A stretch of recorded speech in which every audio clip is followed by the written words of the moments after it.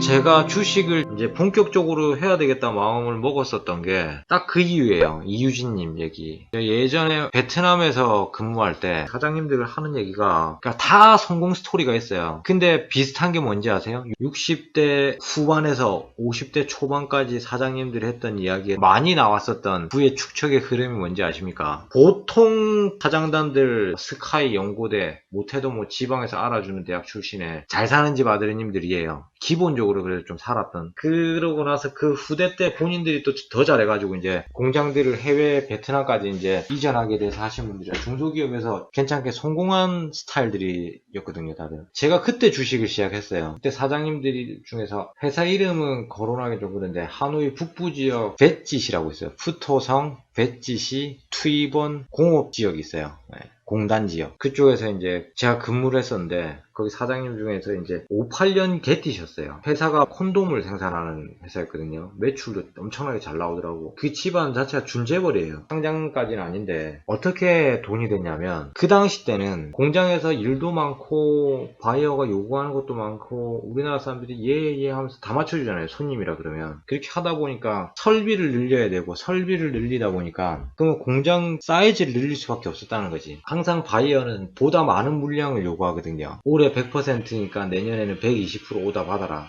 열심히 일해가지고 그냥 먹고 살고 애들 학교 보내고 이러면 실질적으로 그렇게 크게 막 많이 남진 않았대요. 아버님들이 막 그렇게 성공했었던 것보다는. 그렇게 해서 뭐 그렇게 열심히 일하고 10년 지나고 20년 지나고 하니까 공장 부지를 늘렸었던 부동산, 땅 가격 자체가 어마어마하게 올라버리는 거지. 그래서 한국 공장 축소시키고 또는 이전하고 그 공장 판금액 갖고 베트남으로 넘어왔다. 그때 돈을 많이 움켜쥐었다. 이런 얘기들을 많이 하시더라고요. 그러고 나서 그 사장님들이 했었던 말 중에 이제 인상 깊었던 게 저를 주식에다가 이제 좀 들어가게 했었던 이유 중에서 가장 큰 게 앞으로 한국의 자본시장의 흐름은 이전에 있었던 선진국의 흐름을 따라갈 수밖에 없다. 패러다임이다. 한국에 있는 돈이 해외로 자본이 유출돼서 투자로 이어지든지 아니면 개인들은 부동산은 안 된다는 걸 경험하고 부동산으로 갈 수 있는 금액이 주식시장으로밖에 흘러갈 수밖에 없는 구조다 라고 얘기를 하셨었어요. 그래서 이제 앞으로는 향후 10년, 20년, 30년을 내다봤을 때는 뭐 주식에서야 뭐 항상 업체에 대한 리스크가 있기 때문에 잘 골라야겠죠, 종목을. 제일 중요한 거는 사실 그 회사에서 현직에 있는 대주주의 의도예요. 이 사람이 정상적으로 주식 회사로서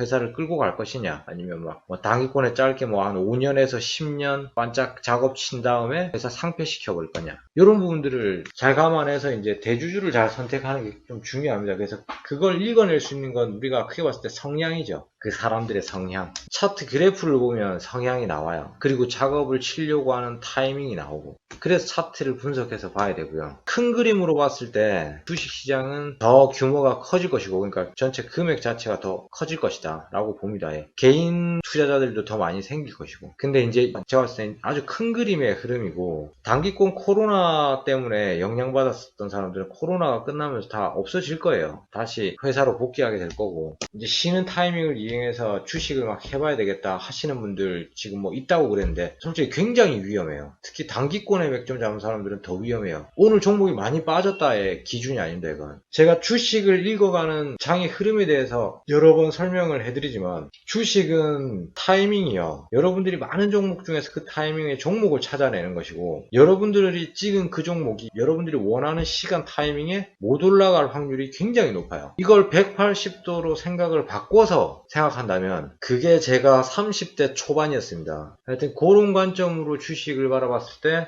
제 방송을 보신 분들은 자신감 있게 말씀드릴 수 있는 건 저는 거의 오늘 지지 않았을 거예요. 공개방 종목들 집중도는 조금 떨어지긴 했는데 분명히 나올 거 단기권에서 다 나왔거든요. 오버슈팅들이 많이 나왔죠. 근데 여러분들은 준비가 안 되어 있어요. 코로나 때문에 잠깐 쉬는 타이밍에 본인이 시간이 남았다고 해서 본인 타이밍에 들어온 거예요. 주식 타이밍이 아니에요. 주식이 갈 수 있는 타이밍에 들어와서 주식을 읽어내고 준비되어 있었던 그들이 수익을 만들어 갈 수 있어요. 그리고 주식시장이 열려 있을 때 내가 그 시간에 맞춰서 내 시간을 할애해서 쓰는 거죠. 근데 이건 완전 반대거든요. 내 기준에 4시간이 있어서 내가 주식하러 들어왔는데 지금 주식장에서는 하지 말아야 되는 장입니다. 그런 관점에서 지금 주식을 들어와서 본다고 하면 10중 8구 진다고 봅니다. 중장기도 지금 시작하면 안 돼요. 그리고 아까 잠깐 얘기하다가 빠진 부분이 180도 바꿔서 주식시장의 흐름을 읽어간다는 게 내가 딱 봤었던 타점에서 올릴 수 있는 건 단타고요. 그렇지 않은 그 위에 주식적 견해에서 읽어가야 될 타점은 스윙 중장기가 맞습니다. 이 녀석들이 하방세를 끝난 자리에서 잡아서 올라가는 타이밍을 계속해서 쭉 바라봐야 되는 거예요. 무조건 따먹으려고 하는 게 아니라 요런 구간 때 레버리지, 스탁론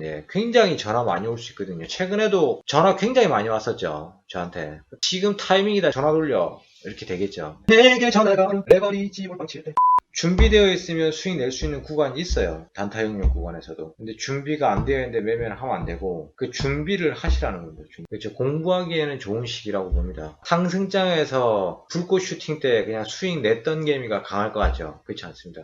저는 처음 시작이 힘든 장에서 시작한 개미들이 훨씬 추후에 성공하는 확률이 높다고 봐요.